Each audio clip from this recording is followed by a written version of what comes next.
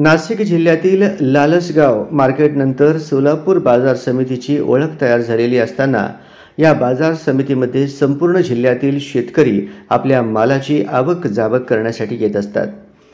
दररोज हजारो क्विंटल मालांची बाजार मार्केटमध्ये होत असते, परंतु या बाजार समितीमध्ये व्यवस्थितपणे प्रशासकीय यंत्रणा काम करत नसल्यामुळे चोरीचे प्रमाणही वाढत असतानाच या बाजार समितीकडे जाण्यासाठी जो मुख्य रस्ता आहे बोरामणी नाका रोड या ठिकाणी रस्त्यावर प्रचंड मोठा खड्डा आणि खड्ड्यांमुळे रस्त्याला तळ्याचे स्वरूप प्राप्त झाल्यामुळे बाजार समितीकडे जाणाऱ्या प्रवाशांना या रस्त्याचा फार मोठा त्रास सहन करावा लागत आहे।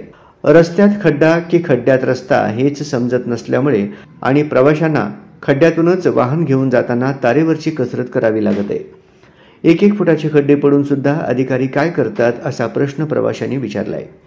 रस्ते देशाची रक्तवाहिनी असली तरी सोलापूर शहरातील स्मार्ट सिटीतील रस्त्यांची मात्र प्रचंड मोठी दुर्दशा झालेली आहे।